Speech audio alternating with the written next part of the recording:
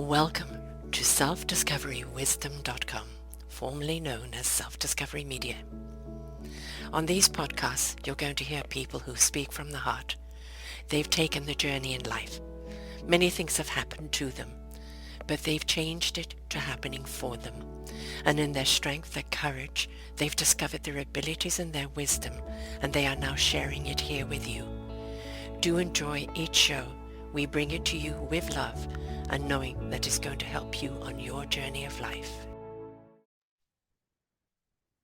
Good morning, good afternoon, and good evening, everybody. Welcome back to another edition of An Author's Kiss right here on selfdiscoverywisdom.com.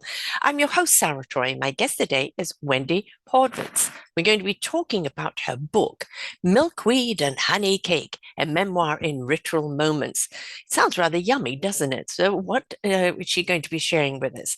She shares essays about celebration, loss, change, and the best way to open a pomegranate.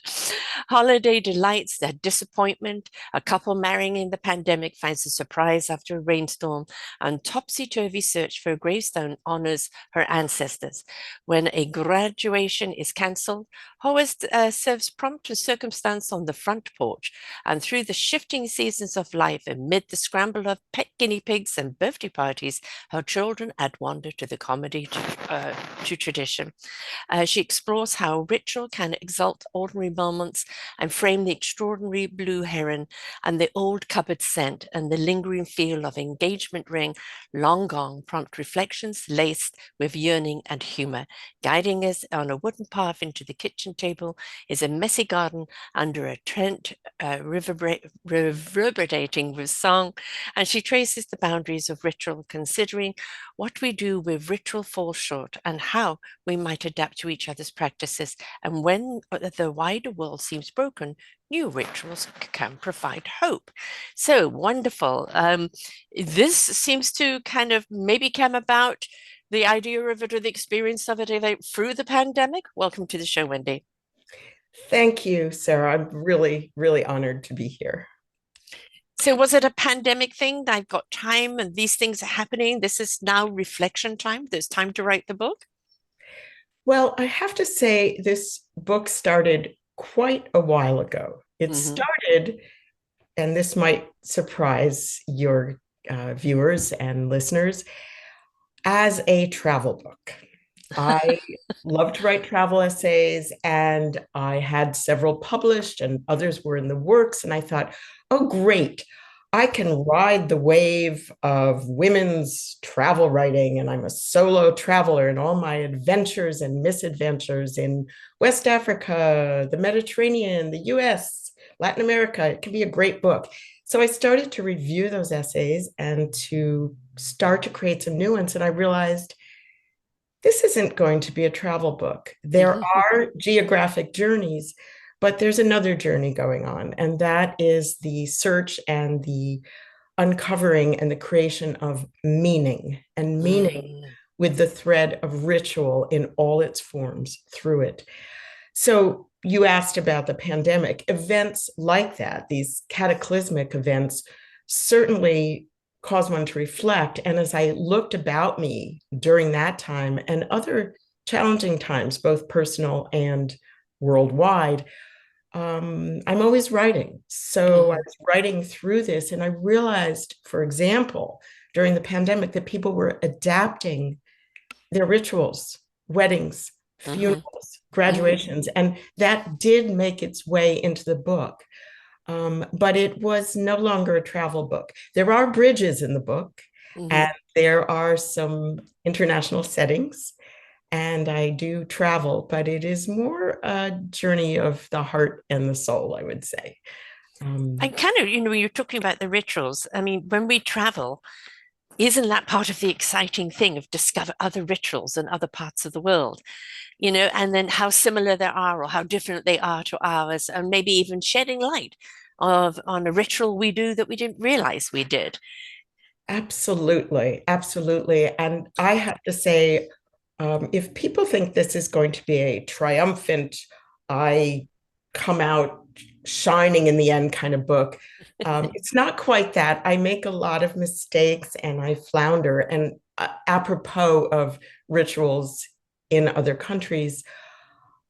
One of the stories I tell is about being in Costa Rica during one of my holidays. I am Jewish and I celebrate Passover and not being able to celebrate, Mm. but looking at what people were doing in their spring rituals and realizing one finds meaning on a beach with a bunch of other 20 somethings playing their guitars, looking at the stars. Okay. Yes. And that can itself become its own ritual. But Mm. yes, I find that I'm very interested in ritual outside of my experience. I'm very wary of crossing boundaries without permission. I feel like this is really important to ask permission, but I have found myself invited into circles, literal circles of ritual in various places, in various traditions, in various religions.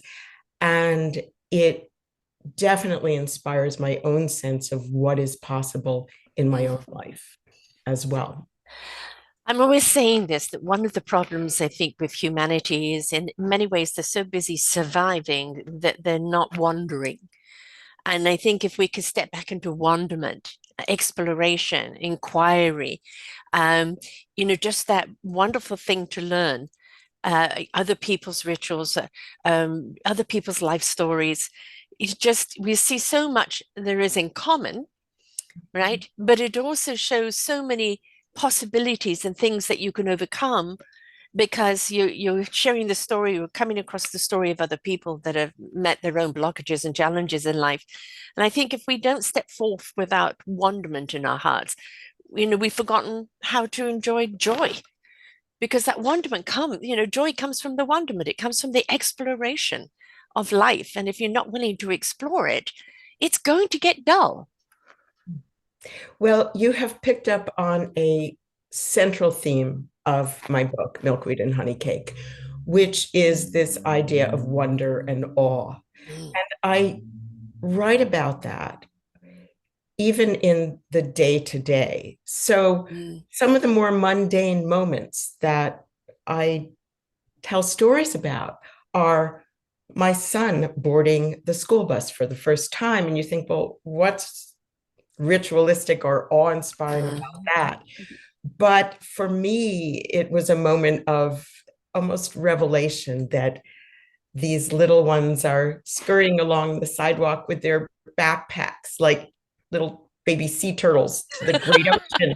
And I have a moment of awe. Or mm. there is another chapter where some people will want to stop listening right now when I say it's about polishing silver, because that really doesn't appeal to a lot of people.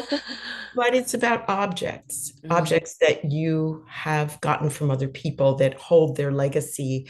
And that if we stop to notice in nature, in our mm, families, in our cupboards, mhm, literally at the kitchen table and in our cupboards, there are those possibilities for awe. So when I talk about ritual in the book, it is not only the formal weddings, funerals, graduations, but it's also those moments exactly of what you're talking about, Sarah, of noticing these moments of wonder.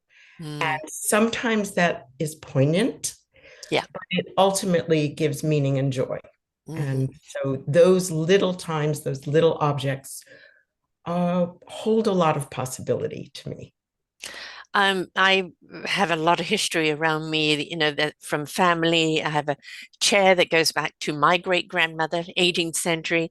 And, the kids kind of look, but it's just old stuff. And I go, no, it isn't. It's history, right? If I sit in that chair, kind of wonder what she did in this chair.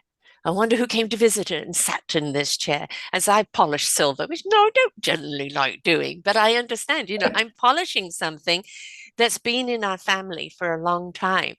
And, the cups of tea that it poured, or just where I sit on my couch and I look around at all my antiques, they've all got a story to tell. They've been around the world because we've moved around a lot. Um, and you remember this and you remember that. And I think, one of the horrible diseases is dementia or Alzheimer's because it robs us of those lifetime memories. But lifetime memories are those beautiful aha moments of little rituals you didn't even know you were doing, right? And that you've passed down to your family and you start seeing your kids doing it. And you go, right, I didn't have to teach them. They picked it up because they enjoyed it too. Yes, absolutely. I'd love to bridge what you're talking about in terms of objects to talking about kids, because I do like to tell stories about my children. Um, the those objects also to me are like another thing that we get from our uh, foremothers and forefathers and others, which are things like recipes. And I talk Mm, about that mhm. in the book, that when I try to recreate my grandmother's very dry but delicious sugar cookies, I'm honoring her legacy. And I Yeah. take that as a profound moment. Hmm. You said you that we sometimes can see our children enacting these Mm. things. For me, one of the delights is getting the phone call from my child, by the way, who is across the pond in London now, my younger child, who says, Mom, I have a pecan pie emergency. And then we talk it through. And I hope that that cooking for them then Mm. becomes this legacy moment. Or my son will call and say, show me on video, is this the way the size brisket that you get for the Mhm. Jewish New Year, Mom? And then asking me about the recipe and calling me back several times. And that then becomes part of that legacy that is essentially enacted. And I have to say, this is not a cookbook, but there's a lot of food in it, hence the title. But food brings so much joy. It does bring joy. And it is also embodied in a lot of traditions and rituals, right? Right. We have food takes its place in many formal rituals, but also our informal Yeah. opportunities. I have to hear, my son has a restaurant, and my mother was known for her soups and her sauces. Right, always delicious. My son is a soup boy. He grew up on grandma's soups, and now he has this restaurant.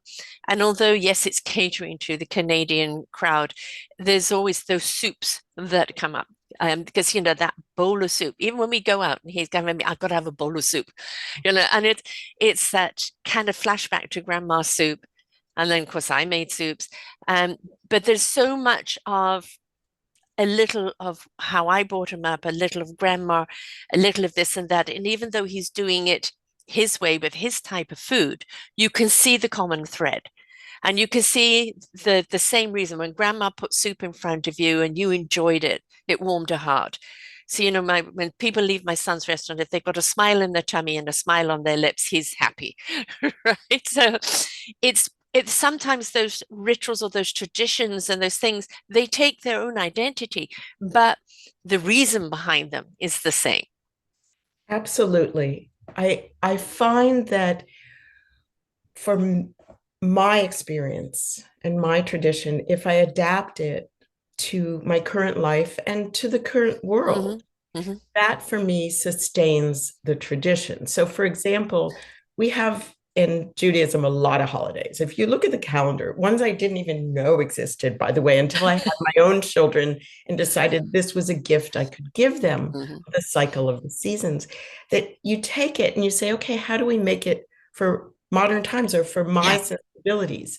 So, for example, we have a holiday called the New Year of the Trees, and it's in February. It's just next week, actually. In our climate in Philadelphia, it's cold and frozen. It does not look like the New Year of the trees at all.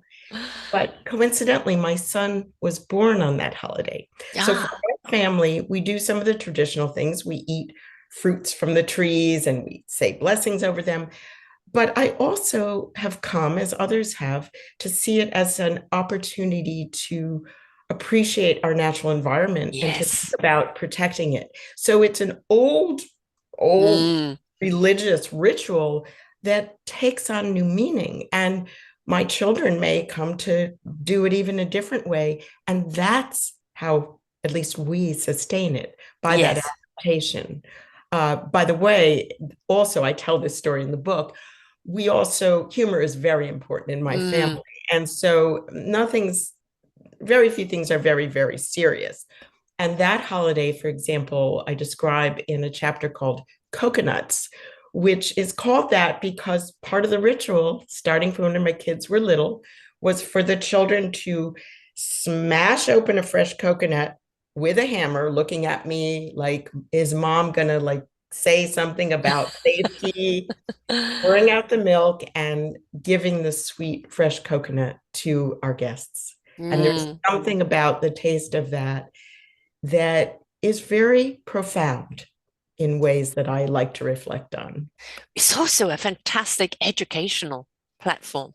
Where do coconuts come from? Why do we celebrate the trees? Why are trees important? And then you can go into, the trees, the fruits that they give us, the oxygen that it gives us, the importance of the trees. And because it's done in awe and in celebration, that lesson becomes something that far more deep rooted in them rather than sitting down and now we're going to learn about the trees. I think, those kind of lessons stay with them so much more because they are around the experience of joy while they're learning all that these trees can give us. Absolutely. I'm a strong believer in braiding together Mm. learning and other kinds of experiences, the emotional, the spiritual. And I see that especially with children, as you are saying. Yeah. So there was a tradition we started with our children when they were very little of weekly charity. And I never told them they had to do it. I had a little box where they could drop their little coins that they collected, and they liked that little plink You're of wrong. the coin. And then at the end of the year, in the cycle of the seasons around the Jewish New Year, they would decide on what charity they wanted to send their pennies to. And Neat. what happened there is exactly what you're describing, Sarah, which is it was sort of a religious ritual in the sense that the tradition of charity is part of many religious Mhm. traditions, but it was also fun. And it was also teaching them. So, for Mhm. example, when they would say, well, I want to do something to help people who don't have houses, we would talk about homelessness and we would Mhm. look into organizations. Or I want to save the trees. So, Mhm. what are environmental organizations? What do we know about the most effective way to do that? So, if they had accumulated $5 by the end of the year, I would figure out how to get that. And as they grew into teen years and adulthood, that became a richer, obviously Yeah. more subtle version, but rooted in what you're talking about, which Mhm. is this fun and joy and a sense that something transcended Mhm. their immediate experience to the wider world and to something that is profoundly, profoundly meaningful. I always encourage people to travel because travel is something that really is educational, illuminating, just totally being immersed in other people's experiences. It's just absolutely wonderful. I did pretty well all of my traveling 2 years BC before children. Uh, and once you have children, then it's, Disneyland. And I'm from England, so we'd go back to the UK and see family. And, my kids are half Chinese. I mean, they went 2015 with their father to China and Hong Kong and had that experience of his history and life, etc., which I'm glad they did. But I think that travel, willing to leave your status quo, your comfort, and go somewhere and experience different traditions and cultures, different types of food, different arenas. I know that travel set me up so much to explore life, to enjoy life and all its beautiful colors and all its beautiful dishes, that it became something that I grew up probably more in those 2 years than I did in all of the years beforehand.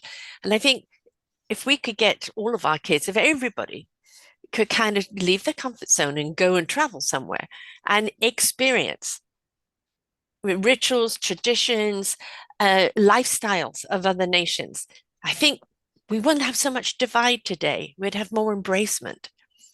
Well, at the risk of oversimplifying from my point of view for myself, I actually am a strong believer in two ways to bridge potential differences: food Mm-hmm. and Mm-hmm. music. That Yes, yes, yes. sit it down together, particularly at a meal that is meaningful. And Yeah. I have sat at meals with people in small homes in West Africa and actual tents Mm-hmm. in various parts of the world and apartments in our great Yeah. cities around the world and shared holiday meals and listening to music and playing Mm-hmm. music with other people. And again, I don't want to oversimplify. The world's problems are very complex, but Yes. bridging that Mm-hmm.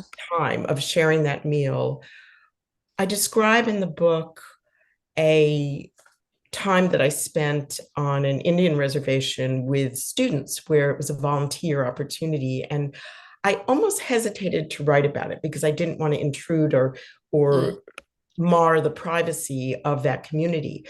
But I will say it did end up in the book and Mm-hmm. anonymous.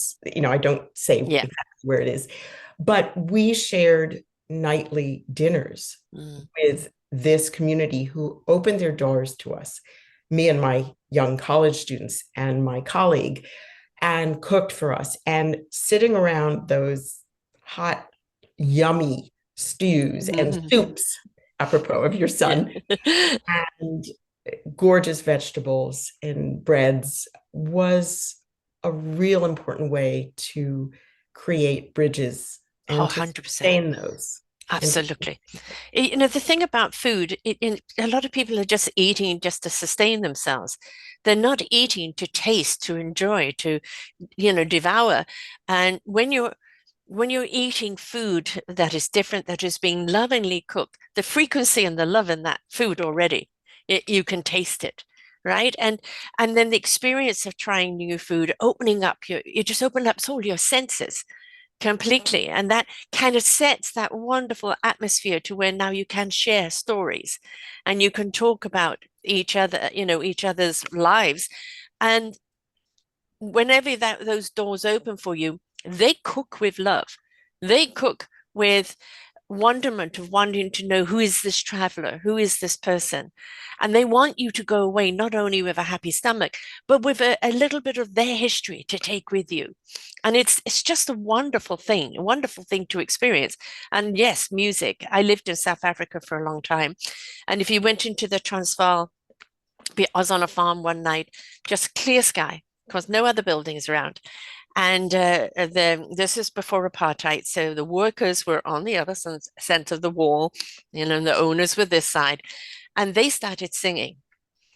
And oh my God, we're just sitting on the porch, nobody talking, and just listening to them singing. And the rhythm of that song, it was just so utterly beautiful. And it wasn't just one song, it's just kind of continuous. And it was just so utterly beautiful. And those are precious moments because they allow you to go in and feel and experience and take that feeling with you into other things you do in your life. And I don't think people make time today to be still and absorb what's going on around them. that absorption of music, for example, Mm-hmm. you talk about that, and I can just hear that music that you're talking about Mm. drifting towards you and Yeah. haunting you. I think we can create that even in our own communities. Mm-hmm. One of the stories I tell in the book is actually during the middle of the pandemic when we had been on Zoom so much, not to miss what is a very useful tool, that we were zoomed out, right? Yes. And the first time my community gathered for an in-person outdoor Mm-hmm. service, it was a music service. Mm. And as I say in the book, I walked up to that big tent and the reverberation of the music in your body Mm-hmm. and your soul and Mm-hmm. joining in song together, there is nothing like it. You can Yeah. have the most perfect electronic rendition of music, but being in a group Yes. of people with real live instruments and song is one of the most profound experiences. I mean, we were all moved to tears. It was a tough time, but Yes. it was also, this was an exaltation. It Yeah. truly was an exaltation. So even the non-religious songs, and there were songs, Mm-hmm. but just the instrumental to me just was an inspiration. And you walk out of that tent and you are uplifted. Yeah. It's like a frequency being sent out to everyone, like laser, going into everyone and illuminating them and switching them on and raising up their consciousness, raising up their vibration, that everybody leaves kind of on that frequency of hum. And it's like you've come together, not just physically, but spiritually. And everybody then goes out taking that beautiful experience and then they share it out with their own arena. And it's just so actually beautiful. Yes, I think that sharing is really what part of this is about, which Mm-hmm. is that you can have your private practices and that's fine. And I do tell a lot of stories about my solo and in my head kinds of experiences, but this is all in service of reaching out to others and to Mm-hmm. community, to again bridging those gaps, Yeah. and also to helping others. I do think that while my book is not a how-to, I hope that it inspires people to pay attention and to be open-minded Mm-hmm. to others' practices that they're not familiar with, Yeah.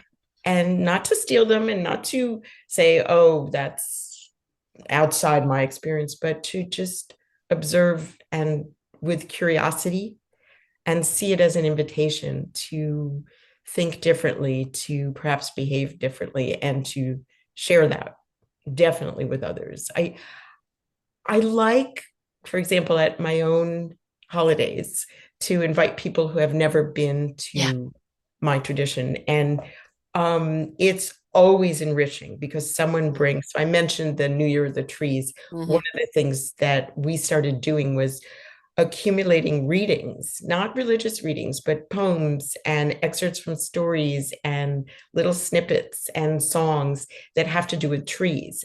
And Mm. everybody who's invited is invited to bring a poem or a story or something Nice. about trees or an image.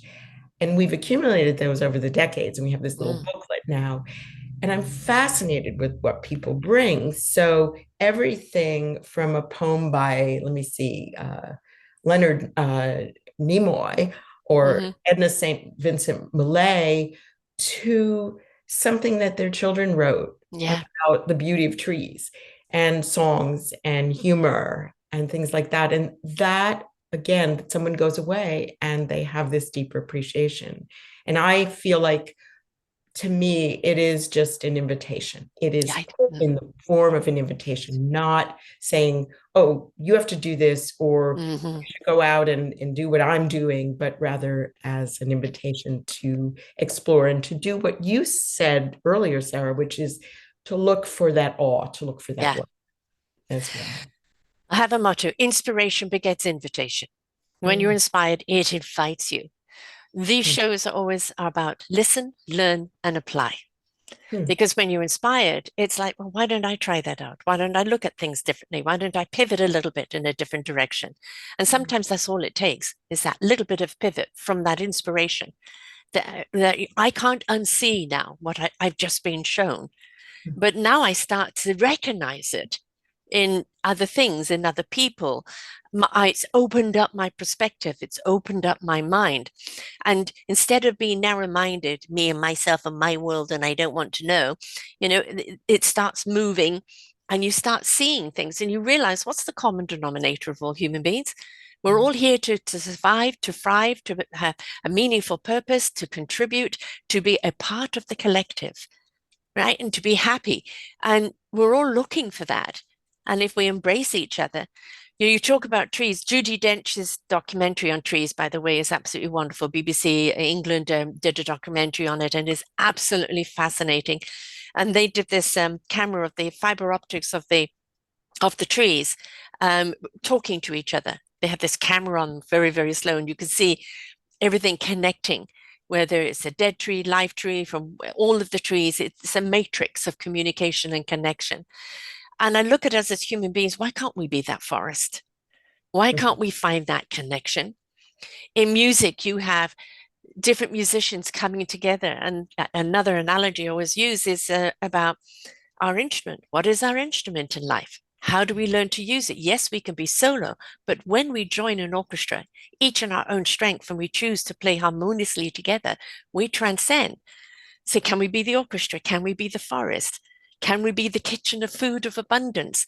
Can we broaden all of that and bring us together in song, in food, in love, in laughter? And when we share the stories, when we look at things from different lens, it starts to calm us down, I think, and open us up to seeing the commonalities rather than the differences. Absolutely. You talk about the group effort in music. I find that the smaller musical groups, you can really see the dance among the musicians. And when I watch that, again, in person is really nice because you Yes. get that reverberation of the music. And you see that unspoken communication that is going on. It is really inspiring. It is really inspiring. And I think does have these parallels that you point out in the rest of our lives. I had the good fortune to attend actually a string quartet just a week ago or so at my local library. They have these free concerts at our public library. And there was quartet, okay, they were from 4 different countries. The members of this string quartet, they're currently based in Philly, but they were from Finland and another Latin American country, I believe, and Eastern Europe, and one American, and there may have been a Canadian in there. I don't remember. And the music was the thing. And all of us sitting there looking around that room, it's Philadelphia, we're a fairly diverse city. And this group was not only playing together, but there was a kind of dance Yes. going among them, an unspoken communication. Where does the violin come in? Where does the cello start to get louder? When does the group so melded together that you can't tell one instrument from the other? And as I'm speaking, I'm thinking, this is a really powerful metaphor for the kind of thing you're talking about and aspiring to, Sarah, that kind of communication. And again, I do not think we can ignore places where people are not able to have that common language. Yeah. But I think there is our small garden that we can cultivate. There is our string quartet, so to speak, that we can try to do the dance in. And that's not the whole answer, but it's a start. It's really a start to me. If we take care of, quote, quote, our neighborhood, right, the neighborhood starts to grow, or you become that template for other people. Oh, I like what you're doing in the neighborhood. I'm going to start it in my neighborhood, right? And we start seeing those neighborhoods branch out and maybe become bigger, or somebody else pick it up and do it slightly differently, but the same fundamental reason why. And I think that we look at it, and you hear so often people say, I'm only one person, what can I do? And I say, rise up within yourself, rise up within your own consciousness, rise up within your own action, your own word, and step into what I call actionism and actually do something in your community for one person, for 2 people, for 3 people. Participate, and you will see how that will manifest and grow bigger and bigger and bigger. It always starts with one person saying, how about we try, or let's do. Absolutely. I see this with people who are despairing in particular times of challenging politics or challenging social circumstances where it just feels like, why bother? Yeah. I'm going to go home and watch my TV and just eat whatever it is that I need to eat, and not the kind of eating we were talking about. Right. Yes. No, just shoving food in your mouth and you can't even taste it. All of Yeah. us have Yeah. those moments. Yes. Oh, I mean, yes. listen, one is only human, but those little steps matter. I have to say, one of the rewards of this book, and I truly mean this, has been that I have met so many more people. So starting with my own little community, there is a little bookstore around the corner from me. I have to give a little shout out to the Big Blue Marble, it's called, which is interesting. Nice. It was Yes. slow. Tiny bookstore, Big Blue Marble. And just working with them to set up an event and meeting other bookstore owners and having neighbors who I don't know that well Mm-hmm. say, oh, I'm kind of interested to hear what is going on there, that it becomes an entree for me Yeah. to expand my community and to have those kinds of reverberations that you're talking about, not just, oh, I'm like out to sell books. It's really the connection with other people that has even so far been a profound, profound reward. Hearing from childhood friends Mm-hmm. online who, yeah, I'm on social media, of course, um, I haven't heard from in decades. Yeah. Said, oh, I saw that, and tell me about that. And so it's not a social movement. I'm not changing the politics, but You're I changing the atmosphere. I hope I am Mm-hmm. offering some joy and some, as you said, the invitation Yeah. to taking a step. Yeah. I mean, an author's kiss, the genre, and the reason why I called it that, because when you read a book that takes you on a journey, whether it's fiction, faction, whether it's a help book, whether it's just, somebody's heart and soul, it is like a kiss. Right. And it could be kiss on the cheek or kiss on the lips, whatever kind of kiss it is. It's a kiss, it's an embrace. And if you've really been inspired by a book, when you put it down, that book carries on living. It carries on giving because when you start seeing things differently, you start feeling things differently, you start observing things differently, and that stemmed from that book. And of course every author wants every reader to have that kind of experience, but when an author is willing to share that experience in their vulnerability, Mhm. that is what we're feeling, that vulnerability. It's almost like you're sharing a secret, or you're sharing a journey that you've taken that others may judge, but you're sharing it from the heart, for a reason. And I think that kind of book lingers on. It's a kiss that lingers on. You've written this book over a number of years, and you've had many journeys along this that you've shared. And as you said, it's not just a linear book, it's all different chapters of different stories and different adventures. But there's been a linear thing through it, coming from the heart. If you were to sum up what that linear thing is through every chapter, what would you describe it to be? I would come back to the idea of a journey through the uncovering and the creation of meaning. That Mm, really is what the thread is. And I use the term ritual because it's a convenient term, but it's the creation of ritual, it's the reflecting on it. And yeah. that really is the central thread through this. Absolutely. This is your first book? This is my first book. I've published, as I said, individual essays, but this Hmm. is absolutely my first. It is exciting. And you talk about vulnerability. I'll show you a little right now, which is it's also a little scary because Oh, yes. Oh, you're yes. out there. I tell people who know me when I hand them the book, including, by the way, my mail carrier who wanted a copy, um, a lovely man.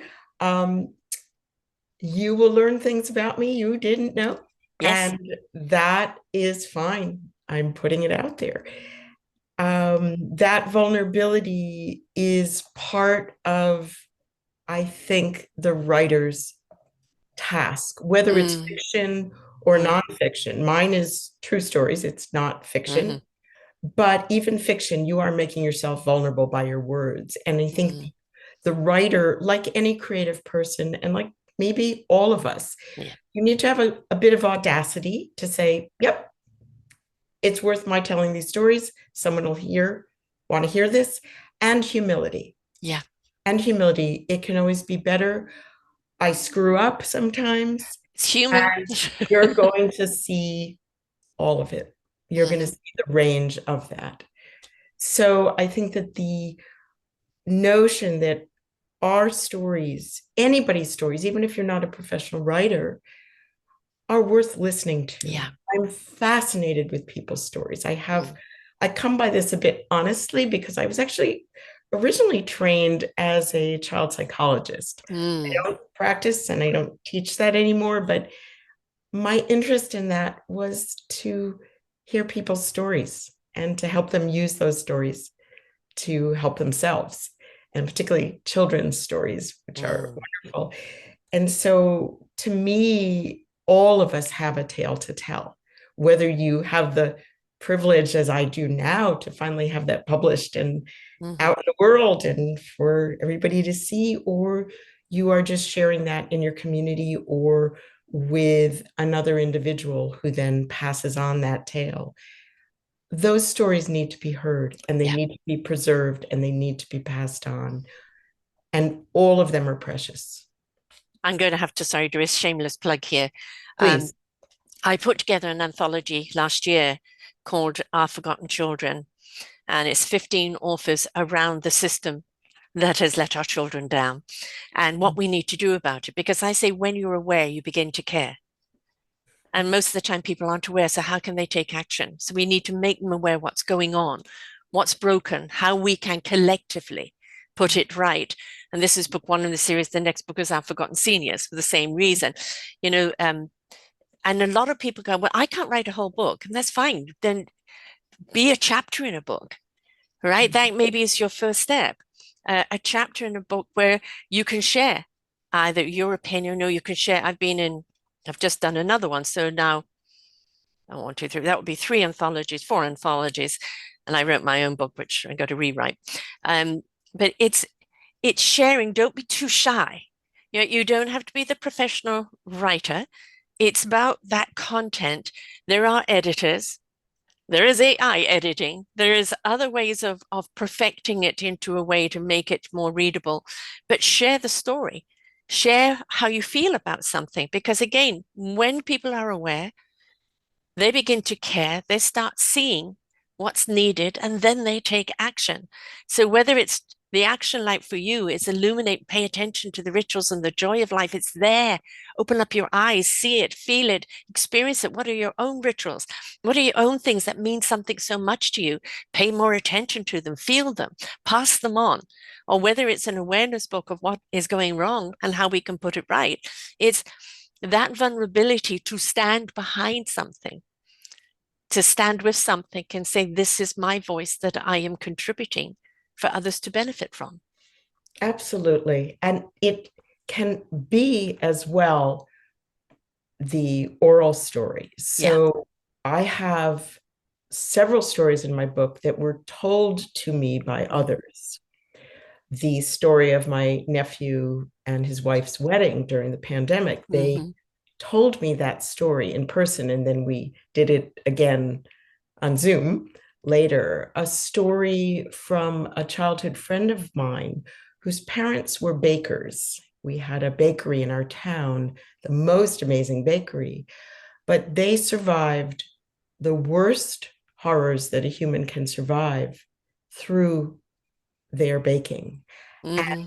lived to offer bread and Yeah. cookies to the rest of the world. She told me that story. So for me, her storytelling Mm-hmm. was not necessarily the written word as you're Mm-hmm. talking about and the published word, but the oral story then changed me and Yes. gave me the opportunity to write her story as Yeah. well. So I would encourage people, even if they're not inclined to write, but to have their actual voices be heard, Yeah. not to be afraid to be in a group and tell a story or to say, my grandfather told me this story. Mm-hmm. Would you like to hear it? Yeah. That then makes that legacy passed on that, as you said, can lead to a different kind of awareness. Yeah. I did a show a couple of weeks ago, D for Dementia, and it was about how to talk about dementia to children. And there was one thing that she said that really, really stayed with me is when somebody has forgotten something, don't say to them, have you forgotten? Or do you remember? Because that frustrates them because they can't. It's that instead, I've got a story I want to share with you, and share the memory. Because in that way and in that moment, they relive that memory, whether they remember it or not, they're reliving it through your story, through your sharing. right? And they're in that moment instead of you putting the pressure on for them to remember something they can't remember. And I thought it was such a big tidbit there of not saying, do you remember or have you forgotten, but saying, I want to share that story. And I think that's something that everybody's got a story in them. For goodness sake, we can't go through life without experiences. Share the experiences. You have no idea the impact it's going to have on other people. Absolutely. I'm uh, intimately acquainted with dementia. My mother has dementia. She's Mm. 96 and otherwise healthy. And a little secret about the book, if you look at the cover, she is the beautiful woman on the right on the cover. She's the mom in that picture. Mm-hmm. And Are you, she, are you the kids? we are the kids. We are the Uh-huh. kids. And when I talk to her about what has happened in the past or what's going on, and it's clear she doesn't remember minute to minute.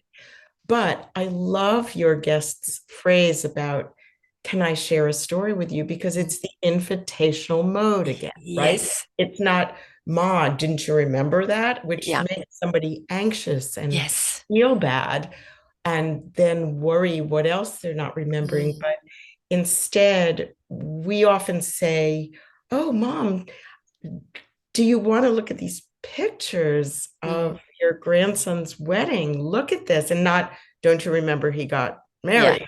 Yeah. But let's tell the story about this wedding. Let's look at Even if it's again and again and again, who then, cares?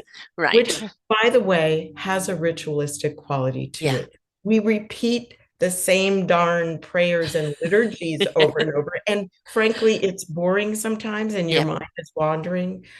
But repeating the story with someone who has some kind of neurological impairment or dementia is in itself this act that to me is very existential. At the Yeah. time, that is what is important. You said, so the person will relive, even if they're Mm. not reliving and remembering, at that moment, they are happy. And in that moment, we are sharing this story. Yeah. And And that and is it and it could be often a different reaction each time you share it. exactly. Right. And so it's kind of triggering something else in them. And in that way, it's so beautiful to see them feel it, to see them kind of relive it through your storytelling, through your eyes. And maybe each time you do share it, it's a different reaction, a different um, feedback that they give you. And that in itself is wonderful because that's their way of storytelling. Mhm. And that contribution can sometimes be in a phrase that the person repeats over and over, but that too has that ritualized quality, Yeah. which they are marking, I have heard you and Yeah. I'm participating in my own way. Or you retell the story and you emphasize the humorous dimension. Hmm. It's like rewriting, it's like revising. Yeah. You're a writer, Sarah. You try different tones to the way you're Mm-hmm. telling the story. So each time we do that with somebody else, whether they have dementia or not, you're telling the story again. It becomes different. Even if all of it is still true, what is it you're bringing out? Are you talking about the cookies that were on the table, or are you talking about the beautiful love seat that you remember in your Yes. grandmother's parlor? Or are you remembering the funny time that somebody showed up at the wrong night for the holiday and Hmm. what you did with that? Yeah. And so each of those times, the person may or may not remember that you are telling it differently and emphasizing. But again, that moment becomes alive, becomes a moment of shared awe, which is a word that I think we've used a lot today Yes, yes. in a good You know, way. people are always looking for perfection, and I don't believe there is such a thing as perfection, and there shouldn't be. But I do believe there are perfect moments in time. And Mhm. those, my mum was an actress and a storyteller. And one time lived in this wonderful, we had two cottages side by side in South Africa, and they were, made out of clay and all of that, the really kind of old thing. And we had the fire going on Sunday night. She would cook a big stew, and my brother and my friends would come over, and she would tell a story by the firelight after dinner. And she was so eloquent, really beautiful with words. And it I don't remember any of the stories, but I remember the camaraderie of all sitting there listening to a story around the fire and how it made it feel. What really remembering or telling a story is igniting a feeling inside of you. It's igniting something inside of you that makes you feel good, or maybe sometimes, maybe, gosh, I remember that. And, a revisit to something that you've overcome, but a gentle reminder of it. So don't be afraid to feel, right? Don't be afraid to feel what that story is igniting in you. Absolutely. I think there is a parallel in the reading of stories. So we Mm, think about our childhood books and how evocative those were. We might mm, not remember all of the books, but if you were fortunate enough to be read to a lot as a child, that all becomes part of who you are. It's embedded in those emotions you're talking about, Sarah, and in who you become mm, as we are able to read for ourselves or perhaps read to others. mm, Then that too becomes the storytelling, even if it's not our own stories, which have their own import.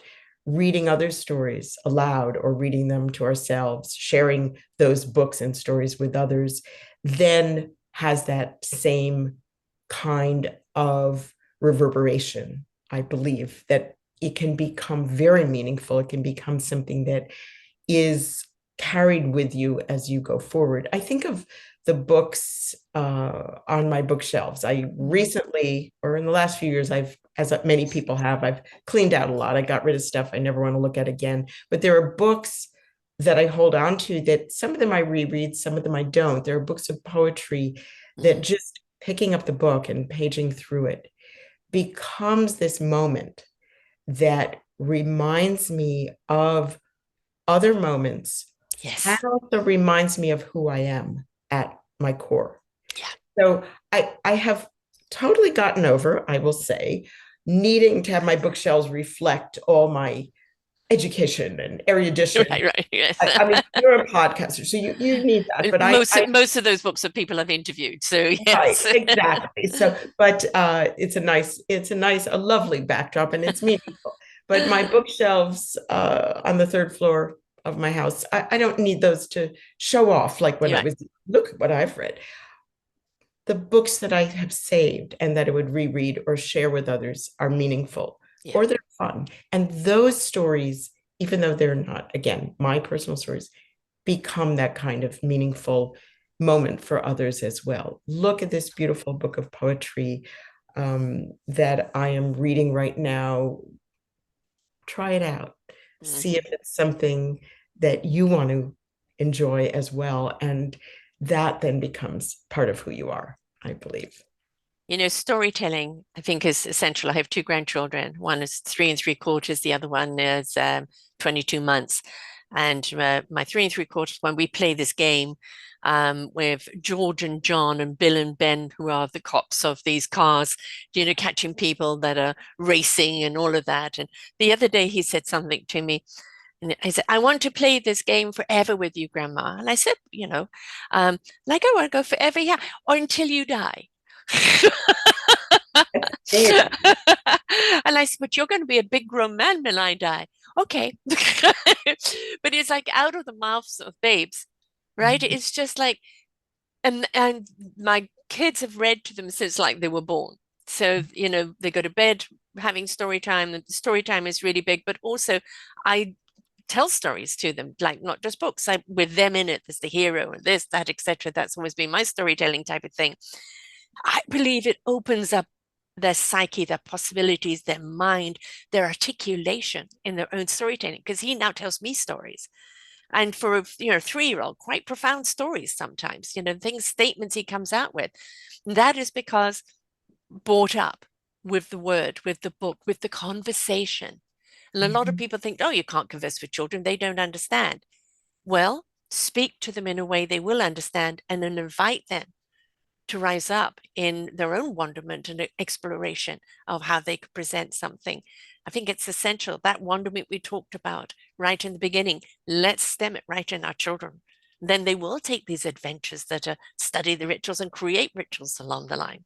Absolutely. The thing is, I believe children come with this wonderment, and you Yes, just have yes. to encourage it. So I said that reading those stories at night, if you're lucky, and having them Mm-hmm. being read to my children, had books, fortunately, from the time they were Mm-hmm. infants, and we Yeah, read to them every night. And I also, it's interesting you say about telling the stories that have them as the yeah. main character. I used to have a series that I would make up in my fatigue with Mm-hmm. loved ones, that was a character that did not have my children's name, but was clearly them. And they would go on these great adventures and have to overcome the odds. And it also all invited, it involved often knights and witches and all sorts Yes, of magic, because that's what they were into when yes. they were little. The story always ended the same way, though, and it became sort of a mantra. And I talk Mm-hmm. about this in the book, especially for my younger child, for going to sleep at night. The Mm-hmm. story always ended, and then they flew back through the window Uh-huh. and they went to sleep. And Mm-hmm. my younger one would start to chime in with that. So it became the bedtime Mm-hmm. ritual, not just ritual in the sense that, oh, you got to get to sleep, kid, and we're going to Yeah. just make you get to sleep, but truly marking the time, truly having a meaning after the great adventure and the challenges and some of even some scary stuff that Mm-hmm. was became scary when they were little. They flew back through the window and they went to sleep. And that phrase Yeah. became this phrase that marked safety, Mm-hmm. identity too. Yes. You can come home. You Yeah. can always come home from those great adventures. Yeah. You're And going to this go is out. the end of the day, This right? is So the the end of the day. end of the story. Who knows what story is going to be tomorrow, right? Right. And as they grow, those flights Yeah. come further and further, right? My son, as I say in one of the chapters, into the heart of Iceland with one friend, by the way, to South Africa, to other places much further afield, Mm-hmm. and also in their work and in their schooling. They are Mm-hmm. going on these great adventures. Yeah. Hopefully, they can come home and enter back into a place of safety. Yes. Yes. Yes. Exactly. Which is even more so today, right? But it is that sense of kind of almost knowing how to go home. Home awaits. And I think if you can bring children up with home is always here for you, right? And then it doesn't matter how far they venture. They know they can always go home, whether that home is within themselves, that safe place that's within themselves, or whether it's a physical home. And again, books are something that, as I said, I think if you read a book twice, you would get something different out of it each time. And how many times do you hear people, oh, I've read that book 4 times? And I remember somebody said, 4 times. Well, didn't you get it the first time? No, it's I get something different every time I read it. And that's because of where you are, right? Or how far you have evolved, or where you're in that present moment of what you see now that you didn't see before, because now you're ready to see it. You've opened up that shutter and ready to see it. So yes, I'm a big one for yes, book clubs, but I'm also a big one for podcast clubs where you listen to a podcast, everybody takes down their notes. At the end, they share them. And you will probably have 4 or 5, 6 different perspectives of what people got out of it. Now, suddenly you've got a rounder picture. Right. That itself is another kind of storytelling, which Yeah. is perspectives on the same Mm-hmm. event. I had that experience. I didn't show all the chapters. I mean, my editor saw them all, of course. I asked my children if they wanted to give me permission, in a sense, to Mm-hmm. tell their stories. And they said, oh, Mom, it's your story to tell. And I use that phrase actually in the book, where Mm-hmm. if I tell a story about the children, that it's my version of it. Yes. Their Yes. version of that story will be different. It will be factual as well. In fact, my younger one fact checked me on a couple things. No, Mom, I was actually 16 when that happened, and that's really important to hear.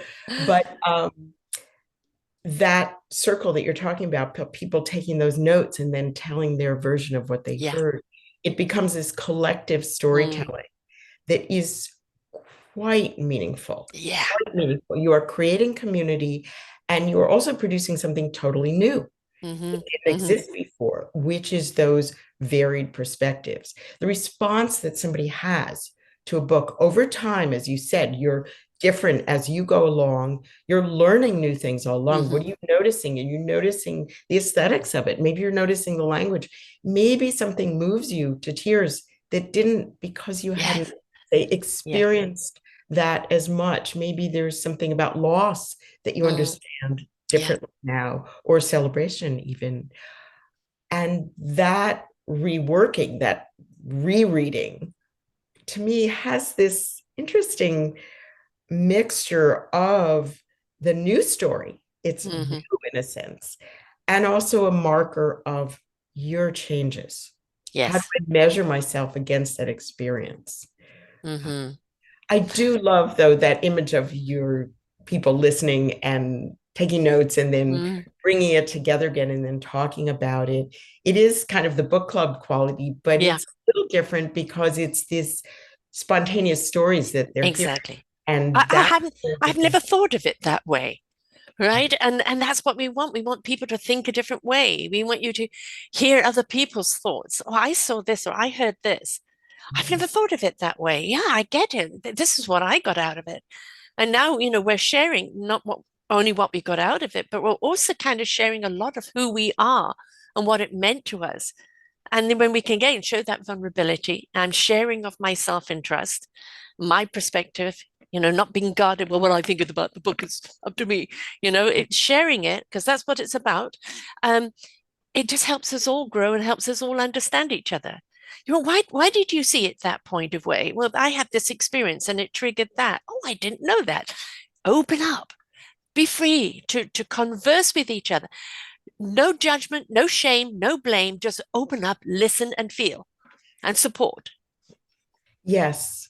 I actually joined a book club this past year. I hadn't been in one in a while, and the members have the most interesting books that they offer. And one of the things I've been enjoying about it is that people have completely different Yes. perspectives on what they're reading.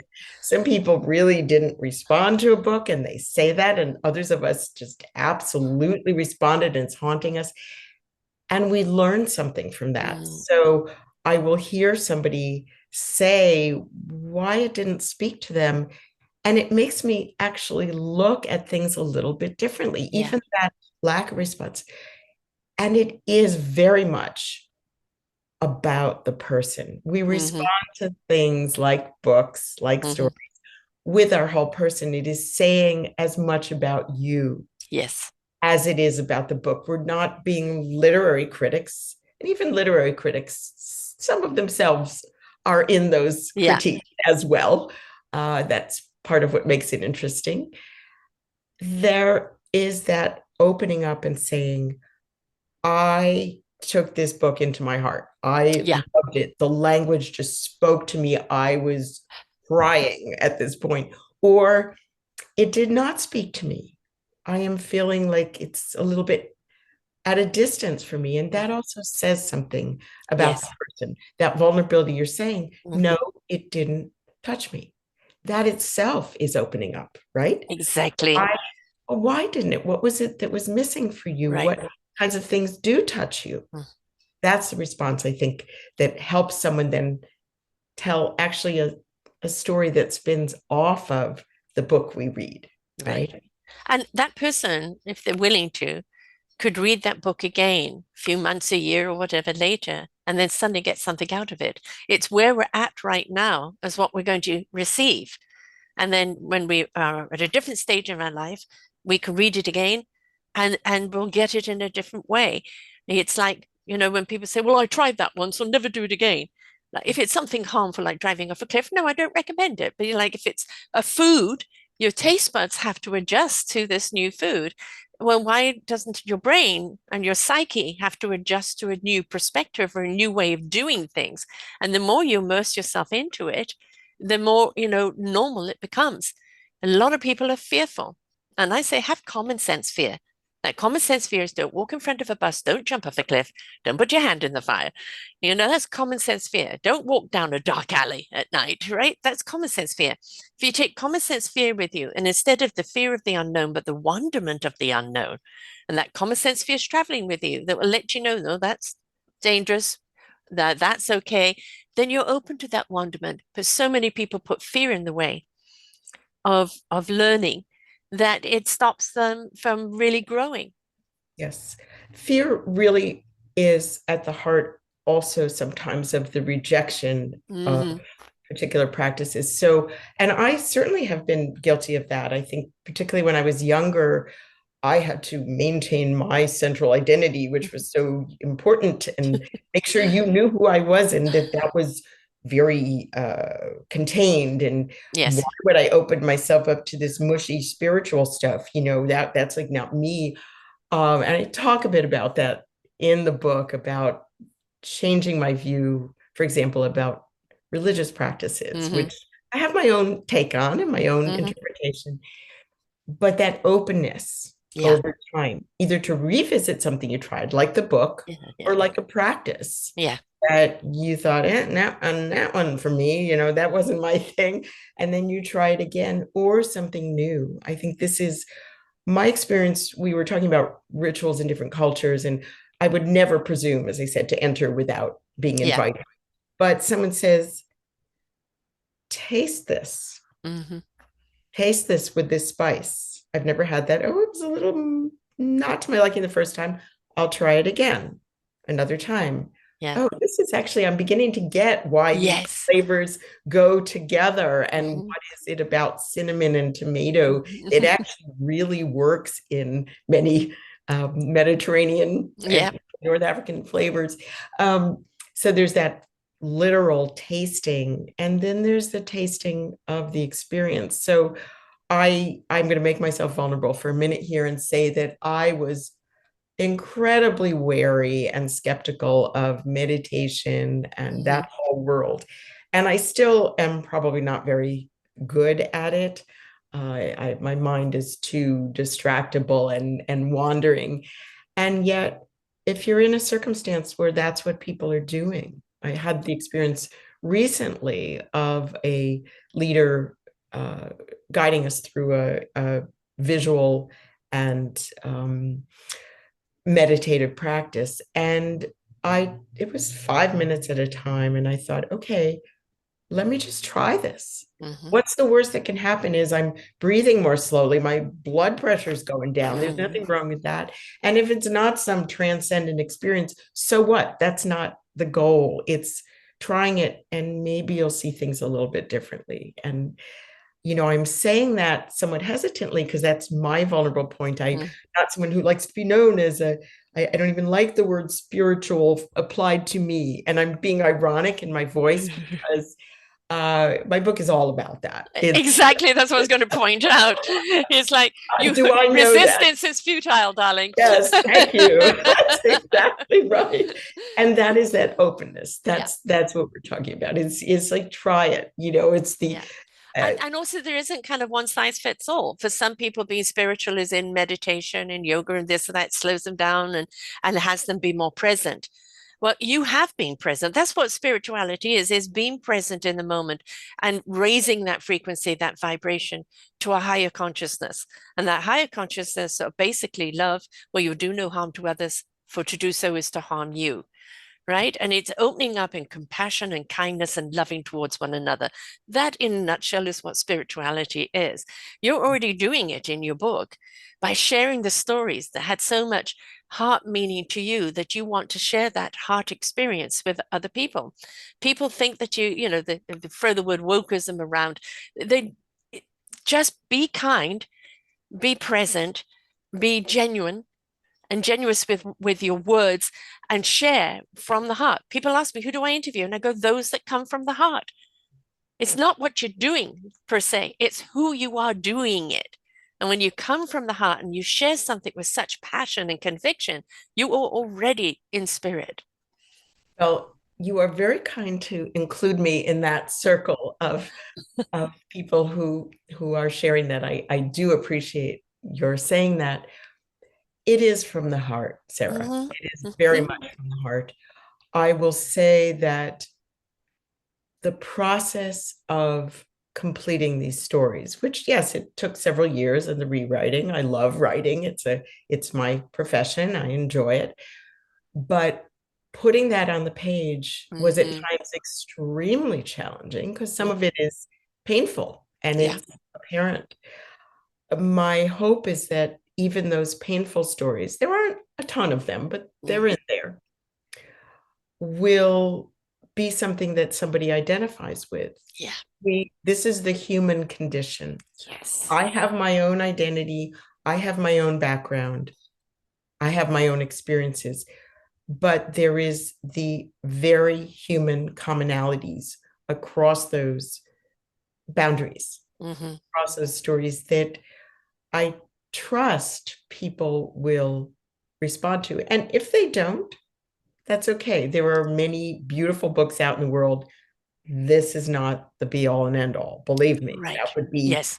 that wouldn't be audacity. That would be arrogance, and I do not want to go that direction at all. No, it's the same with the podcast. So how many people listen? I say all those that are ready to hear, right? So the people that pick up your book are they're ready to read, right? They're ready to hear that story, to go on that journey with you.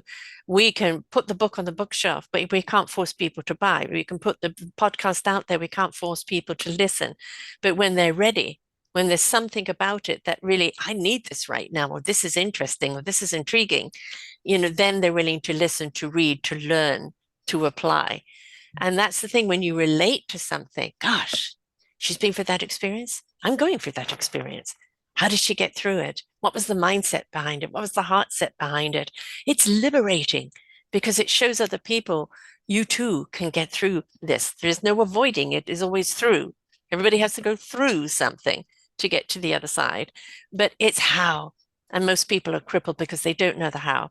So when somebody shares their story of pain and vulnerability and how did you overcome, that becomes again that invitation to them. You too can do that. This is and the to pivot. find your Yeah. way. Yes. So that it's brought to mind as you said that the one of the more challenging stories that recurs a couple times in the book is some of the losses of relationships. I'm not talking Mm-hmm. about death, but Mm-hmm. breakups or divorce. Mm-hmm. And what is it and that makes a difference? I said early in our conversation that this is not a story of triumph over Right. everything. There are mistakes and there are Mm-hmm. stumblings And struggles. and Mm-hmm. struggles, absolutely. And yet I do hope if someone reads about that, say if they're going through a tough breakup or relationship, or even a difficult time with a family member that's not just a divorce or a breakup with a romantic partner, that there's something in there not to do what I did because it was idiosyncratic. It was my unique story. Mm-hmm. But, oh, okay, I can find a way, Yes. find some kind of act I can do, some way of framing this. Mm-hmm. And that framing to me is an action in itself. Yeah. I can have my little rituals. I describe a ritual of going down to a bridge. It's a bit of a funny and a poignant story, I think, going to a bridge every day and throwing a piece of a rotten bouquet off the side of a bridge and trying not to be angry about who had sent me the bouquet.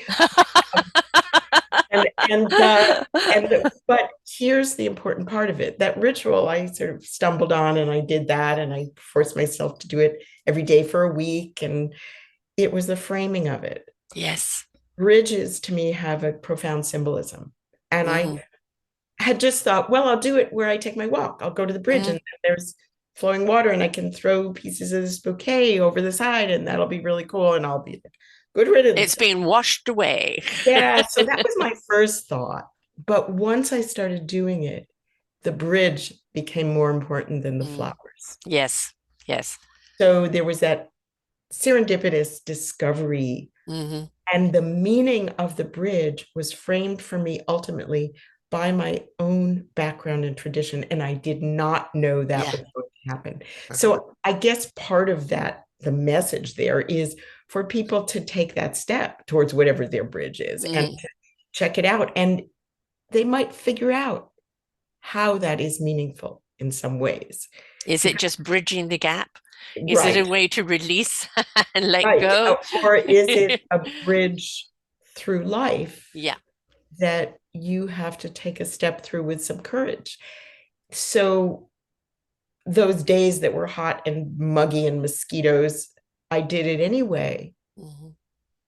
And then discovered that bridge, and a surprise, which I'm not going to spoil it. There's another surprise that happens on the 5th or 6th day that you might discover something you didn't know was there. But isn't that what life is about? You know, complacency is deadly. You start dying when you become complacent. If you're not in the inquiry or the wonderment or the exploration of life, what does this mean? Even when you're in the darkest hour of your life, is how do I get out there? Where is the light? What do I need to do to leave this darkness? And then change what the darkness means to you. I can go into the darkness now and see clarity. But when I was in the darkness, all I could felt was repression.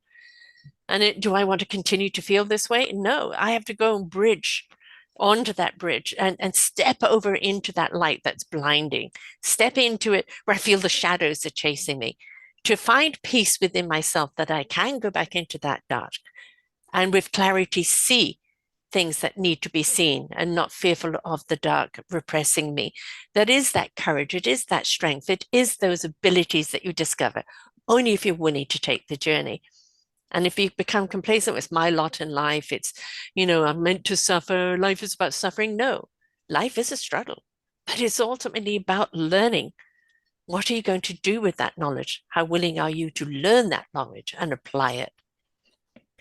You mentioned a little while ago about going through it rather than just overcoming it. Yes. And that to me is also about time. That, yes, going to the bridge, taking that step, and also allowing time. And I'm not implying that time heals all. I am actually not a believer in that. I think there is a cycle. I'll speak as a psychologist for a second. There is a somewhat of a natural history in the human being for time to change our experience of things. Certain events, though, are never going to go away, certain losses.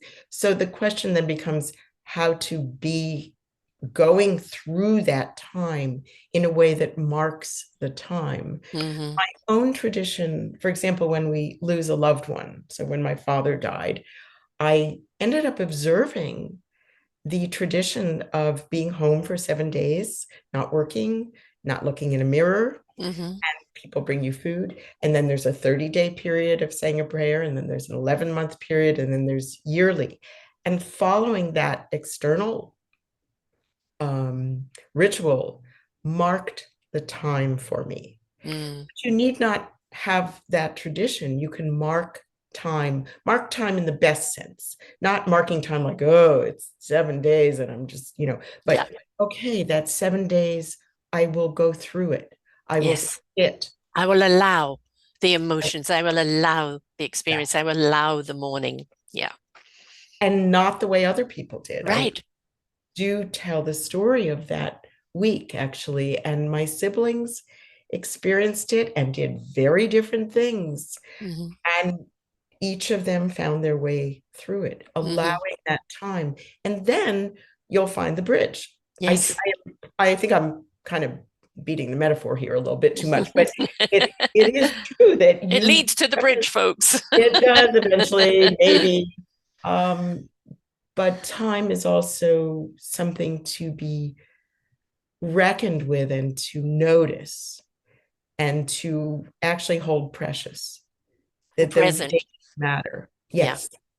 Yeah. I mean, what's the one thing we all absolutely have? We have a few things in common as a human race, but everything we're all on the same time. But it's what we do with that time. Do we allow time to work for us, or do we work for time? Do we like time to consume us and dictate what we pack in an hour, or do we allow our own essence of ourselves to guide us what to accomplish in that hour? And that being present with self is stepping into what I call a knowingness, where you have that clarity because you are centered, you're at peace, you're with time. And it will say to you, it's time to do this, it's not time to do that. This isn't a time to feel or do anything, just be numb. This is a time to cry, but don't dictate. Don't do it by numbers. Don't do it because somebody else tells you that's the way you've got to do it. Allow your inner voice to guide you on that time and use that time well. That this way of thinking, Sarah, seems particularly important with those challenging times. Things like mourning, when people say, well, shouldn't I be doing this already? Shouldn't I? Yeah. I think of a friend who went Shouldn't through I a be over it? very Yeah. difficult loss. A friend who went through a very difficult loss recently, and she was saying, well, shouldn't I be doing this already, or I should be cleaning up and doing these papers and all this? And it's like, it's been a month. Let yourself be kind of where you are and Yeah. just in that mourning period, and let it wash over you. Now there is a point where washing over you can become clinical depression or something like Or this. escapism. Yeah. But normal mourning, Yes. not necessarily following the trajectory that everybody goes through. They used to talk about these phases, and the more recent research suggests that actually not everybody goes through all the same phases in all the same order for loss. And likewise with celebration, I think you surely have been at, say, a wedding where you're sitting there thinking, I should be like all happy and dancing with everybody else, and I'm really trying. Why am I not feeling that? And maybe it isn't a time where you feel particularly celebratory, or maybe there's something about this occasion that is evoking something that you got to Yes. reflect on. Now, I Yes. do want to be considerate. I'll put on the happy face because Yes, exactly. it's not You're my event. participating in their happiness, but you're reflecting on what has passed for you. So in brain brings something up, but that doesn't take away from their happiness and their happiness you hope that they have. Absolutely. But sometimes it's like too close for comfort, or brings, a trigger point up on yourself. And it's like, why am I not so happy? Because maybe my marriage that I thought was forever after didn't happen. So this is the thing about mourning, is that it does, so you've got those 7 days, but for some people, and I'm definitely one of those, I go into action, I go and do everything I need to do, and the morning will hit me at some other point. Great. And that's when, when I'm doing it. So that's the thing. And I think the important thing is yes, it's good to do absolutely nothing after something has happened. You've lost a job, you've lost a person, you've lost a marriage, you've lost a way of life. Mourn it, yeah. But at the same time, understand, it may not be at the beginning, it may be later. Honor your time, know when it's time, know when to say, I don't care if it's 6 months later, I'm now feeling it, I'm going to take time. Yes, you're going to take that time whenever it occurs. And Mm-hmm. on the other side, if you feel like it's time to now go take those steps and do those new things and go back to work, Mm-hmm. or maybe it's start to socialize in a certain way, that is for you to decide. But it Yes. requires tuning in to those emotions, which may be layered and layered and layered with other Yeah. kinds of emotions. So you may feel annoyed or Yeah. angry or frustrated. And actually, what's under that is maybe sadness. There's a poet I love, Stanley Kunitz, Kunitz, and he has a poem called The Layers. And there's a line, and if I'm misquoting, sorry, Stanley, he's deceased, but live in the layers, not the litter, LITTER, Mm. litter. And I have an image of leaves, right? So Mm. there's this, the litter is the leaf litter that's just fallen, and that's not to live. But the layers are the decomposed and the memories and the profound things. That the day-to-day is our litter, the to-do list is our litter, Yes. the worries and kind of flibberty gibbet, The functionality of surviving. yes, Yeah. and anxieties, and I thinking about, well, my laundry, and I haven't been grocery shopping, and this plane reservation, Woo, right? Mm, That's the litter.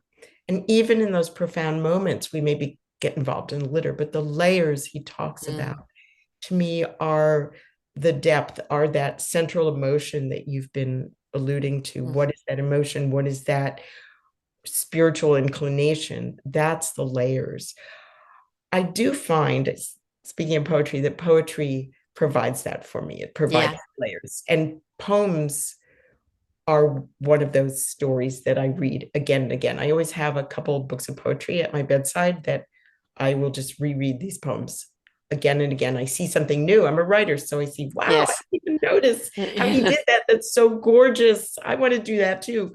But aside from being the practitioner reading it and how did he construct that poem, as a consumer of the poetry, not as the buyer of the poetry, but consuming it, I get those layers. I get the layers. It evokes either emotion or new ideas. So even something as private as that, as Yeah. reading a book, can be an action, I think, that Yeah. we take that has a ritualistic quality, if I can venture that possibility, but certainly permits you to go through time. I have found poetry to be not only a comfort, but an inspiration. I don't, Mm. I have my favorite poets. I'm always just discovering new ones. I happen to be on an Irish poet kick lately, so I'm reading all the Irish poets from past and present, but I'm open to new poets and contemporary poets and poets who are in my neighborhood. And Hmm.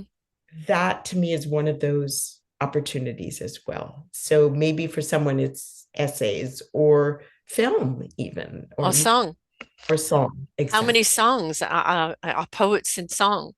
You know, they're not in book, they're in song. And why does that song mean so much to us? And there's, a few songs out there at the present moment that have become anthems, and they unite and they invite and they speak to how you feel. And they could be a release or they can be a statement.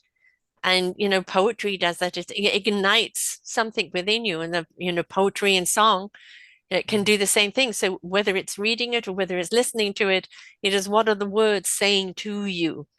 And how are you connecting to it? And how are you spending that emotion? And how are you connecting with self and others?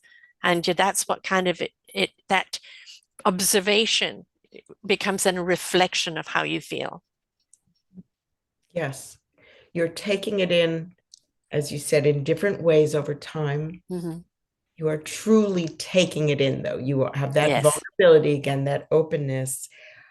I also find, though, that sometimes the poetry, for example, reading it aloud, which Mm-hmm. um, you can imagine when my kids were young, that the attitude about that, but they probably do that now themselves. So I hope I taught them something. But reading it aloud, you then hear the words, feel the words Mm. in your mouth, and you are, in a way, embodying that poem or that song. Maybe you're not a singer, but so what? Sing it for yourself. Yes. Yes. That's, Yes. I think that that sort of thing is really, really important, that we take that in and we make it a little bit of our own as Yeah. well. Yeah. Live out loud. It's not about being loud. It's about live out loud. If express the way you feel inside, express the thoughts, kind of speak it, share it, be it, rather than suppress it. And we don't have to be angry about it, but we can stand tall in something that means something to us. But I think that expression of living out loud is in a way of, I have something to say. I wish to say it and I don't want to be suppressed in what I have to say. And some will hear it, some won't, and that's okay. And I think that's something that we need to give permission to people right now. I think is that find those words that mean something to you and speak it out loud. Stand tall in it, own it, and let it be a part of your expression. No blame, no shame, no judgment. Right? No compete, no compare. This is your voice to share. And I think that's really important that we feel we can share in any which way we do. Particularly in challenging times like Mm-hmm. now. think it's a very challenging time, certainly in the US, but Yes. globally, of course. And people say, well, it's always challenging times. No, there are more or less No, challenging. they've been accentuated right They, now. they have They're in been sixth gear. unusually challenging. You talk about living out loud. I think that people who can speak their voice, and now I'm talking about with a point of view, with a Yes, perspective, with speaking up for something that you believe in, with passion, with compassion, passion. conviction. Yeah, Yes, that is speaking from you. And we've yeah, heard really good examples of that now and then. And we've heard the opposite a lot. yes, And it's, of yes, course, amplified on in our modern world. Yet the person who's afraid to speak, mm, they have to try. Even yeah, you talked about starting with your own community. I think that's right. You yeah. hear something said, and you don't attack the person. You don't No, no, create more division and no. polarization. This is not pitchforks, right? This is No, but invitation. it's speaking from your heart that Yeah, this is something I believe and feel. And I think that listening to that too, I'm yes. not the first person these days to say this, but I've been talking about this with my friends a lot, who many of my friends share my political and social perspectives. So we're kind of a little bit like everybody, an echo chamber. But we've been talking a lot lately about how to hear people who don't agree with our Right. perspective. That feels so important. And in all our families, we have Yes, different perspectives. yes, yes, Thanksgiving can be kind of fraught lately for yes, us. yes, And yet, that listening and hearing, and also speaking up for your perspective with I don't remember the exact phrase you said, but with that compassion and mm, grace and from yourself, not to squash the other person, no, but to uplift. still say it. Mm, It is kind of like what we're talking about in terms of taking those steps for your own internal struggles. These are mhm. the more external problems. The same applies there. Yes. The same applies there. Was someone said to me after the recent presidential election in the US, well, what do you think about this and what are you doing? And I said, well, the day before the election, I made an a priori decision about what I was going to do, Mm, whatever the outcome the next day.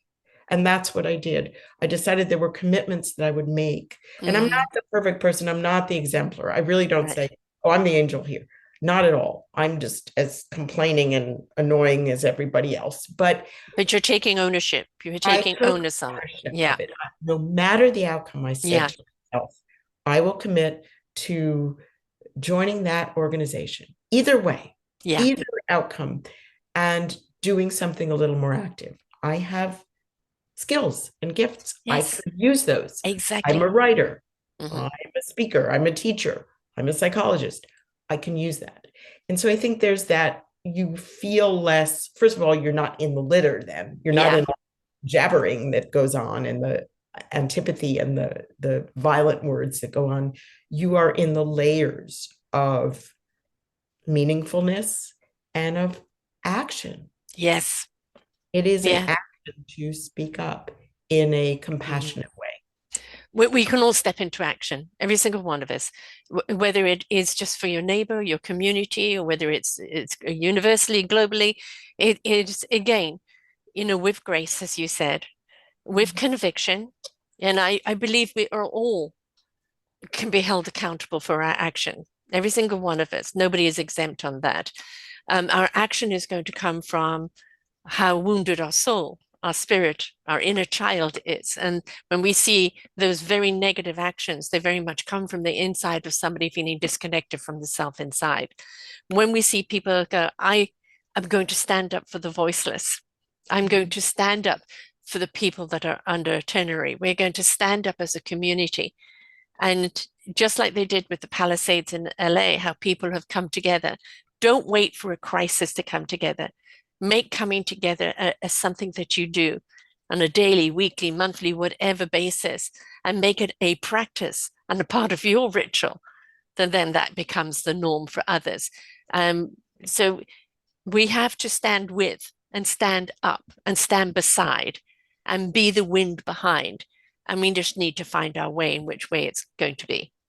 Right. What calls to you Yeah. individually to do that? The idea of not just doing it in a crisis, it's real easy to collect clothes and send money Yes. when it's a crisis. And one should. It's not Yes. if you can. It's not that one shouldn't, but every day there is somebody who needs a voice who doesn't have it. Every day there is somebody who's vulnerable. I And you might not be aware of it. You Your might not colleague be at aware. work, your neighbor, your this and that. Don't assume, ask. Yes, yes, absolutely. Ask what somebody needs. Mm, And also notice it. I think there's mm, this being aware and noticing, thinking, okay, so there's a general group, let's say, who's particularly vulnerable. Oh, wait a minute. There's somebody in my community in that group. yeah. I need to pay attention to that. I need to say, hey, how are you doing? How are you doing with all that's going on? And Hmm. that is something that feels to me truly important to do Yeah. regularly, as you said, Yeah. not just like waiting, oh, everything's going bad now, so let's Yeah. do something. But who is vulnerable? Who doesn't Hmm. have that voice? Who is somebody who might feel alone in the particular times that one lives through? Yeah. And can you just say, I've been thinking about you. How are you doing with all this? Yeah. And That's every single one of us has an ability that is our instrument, right? And we can play it solo, but again, let's look for our orchestra that we can join and how can we come together? This is my instrument. That's your instrument. What can we put together that's going to help more than one, right? But you can be very powerful just for one. But coming together, you can transcend that oneness into so much more. But every single one of us has a gift, a forte, a skill, right? Well, I'm not this, I'm not. No, no, but you're good at this. You're very good at that.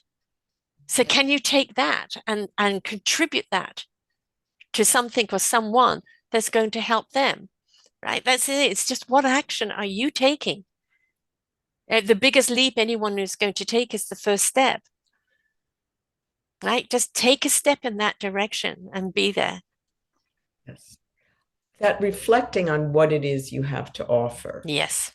seems Yes. very important. There are those of us who really are suffering so much that we can't be doing that right now, and I want to Right. acknowledge that. Yes. There And those are are the people that we need to step up for. exactly. Right? That's what I said about the voice for Yes. someone who doesn't have the Yeah. voice, who's completely vulnerable. But yes, we all do have that. We have to look back and say, I hear people say, oh, well, I'm not a writer, or I'm not a this, or I'm not a Mm, that. But what is it that you do? I'm yeah. going to come full circle to talk about food again. And I'm Yeah. thinking, well, actually, you're a really good baker, you know? Hmm. And Hmm. maybe there's something you can do with that. Maybe you can teach people how to make bread, or maybe you can make the bread, or Mm, maybe you can figure out a way to turn that skill into something else, or maybe you will, I don't know, collect flour for people to yeah. make bread. I mean, I'm riffing here, but I think Yes. that to me that is a symbol of Look something. for a solution. Look Yes, for something you can contribute. Don't wait for the invite. Step up and go, well, I'm not sure what I can do, but I'm good at this. right. And there will always be somebody that's leading the pack that will say, that's excellent. Can you do this and that? Right. And now you're part of that orchestra. It doesn't Yeah. mean you're going to play in every number. The triangle has its place and it's not necessarily in every piece. That's okay. Right. So it's letting people know what you can do, what you're willing to do. Now, in Mhm. your book, you've shared these stories of vulnerability, the stories that have inspired you from other people, the perspectives that you've had from the places that you've gone. And people who are reading it, there may be one chapter that really speaks to them, that opens up that door, that makes them see something different. For other people, it may be the whole journey. But that's the point. You've already contributed in the form of a book that just allows people to take a journey in all of its rhythm and all of its ups and downs so they can reflect on their own life and look at, okay, what can I be? What can I do? What's my perspective on life? And that's really what we need to do in life. So you're doing it already through your book. As somebody reads, part of my hope too is that they see it can be even on the very domestic level. and I don't mean in terms of international Right. relations, I mean in your home or your family, that those little steps also Mm-hmm. have an echo. Yeah. It has an echo with children, but also with peers Mm-hmm. or with elders, that those little things matter. So, gathering the stories that I did, either stories told to me or starting to get the details for myself, Mm-hmm. I realized how much actually took place within my Mm-hmm. actual house, Yes. these rooms, or in my community. And that to me is maybe an example of the kinds of things you're talking about. I'm not an activist in the book. Right. That's not the orientation of the book. And yet there is an activism in it, as you're describing, of the meaning making, the saying, what is this circumstance? What is this object? What Yeah. is this event that has occurred outside of me or inside me or in my home or outside my home? What can I do with that? So that inspiration, if I dare use the word, Yes. is there for people if they want to take it. I would also That's the say invite. that's the invite. I would also want to say, and my dear editor Dan Chrisman may disagree with me. We had really good conversations. I don't think he'll disagree totally. I think people can also dip in and out of the book. So Yes. Yeah. say I'm not a real reader, and but since it's organized in a logical fashion, absolutely, Mm-hmm. to read it. There is an arc to it. There is a shape to the chapter's order. But if you just want to open to chapter Yeah. 20 and read that, it can stand on its own. Maybe you want to read the chapter about loss, or maybe you want to read about a holiday, or maybe you want to read about kids. You open and you can do that. There's stories within the stories. There are Right. some of the chapters are 3 pages long. Yeah. They are a reflection. One is actually a kind of meditation about preparing for the holidays. Mm-hmm. And there's not really a story in it, Yes. and that to me can also be an invitation to somebody like, Yeah. Yeah. let Again, it doesn't have to be book to cover. It's what resonates with you. And then yeah, as you read one, then you go, oh, well, what would this chapter have to tell me? Right. And that's the thing. Yes. When they've done all the chapters and all of the different ways, then they'll go, oh, now I understand how it pieces together. But it's like, what do you relate to? What's speaking to you? I'm very much sometimes, what do I need to know today? And I'll just randomly pick a book and open up a page. And what's on that page is something I need to know today. I do Right. that same thing. It's really interesting to say that. I tend to do that with poetry, that Hmm. I'll just open a random page and just read that page. But I do that with other books. I have some philosophy books, accessible philosophy, not academic philosophy. I used to be an academic, but I don't think I am anymore. I'll just open a page of some of those and read that, or Hmm. even a novel. Sometimes Yes. that page will do that. And Yeah. so I trust people will use my book as a tool that way too. Yeah. Just open a page and maybe read the chapter not in order. Yeah. So, my nephew's wife just texted me yesterday. She's got the book, and she said, oh, I had to skip ahead to chapter 23 and read it because I knew what it was about. And she said, and I loved it. And now I'm going to go back and read it from the beginning. And she was sort of apologizing. Yeah. I said, Anna, no, this is what it is. You're not doing anything wrong. Right. You're This is doing it your way. And that's yeah. the important thing. You're doing it your way. As long as it speaks to you and you get something out of it, that's Mhm. what it's about. Now, having said that, Mhm. where do people find the book? Oh, What platforms? Also, how do people find you or social medias reach out to you? yes. So are you going to be able to share, Sarah, some of my social media platforms, or I can just Yes, yes, they'll say, all be on your show page. So people go to selfdiscoverywisdom.com and they simply put in your name, your show will come up and everything will be on there. But for the people that are listening, let's okay, share it as well. absolutely. So you can find me on my website, which is simply wendyhorwitzauthor.com. And my name is an unusual spelling, Horwitz. Forget the second O that people want to put in there. WendyHorwitzAuthor.com.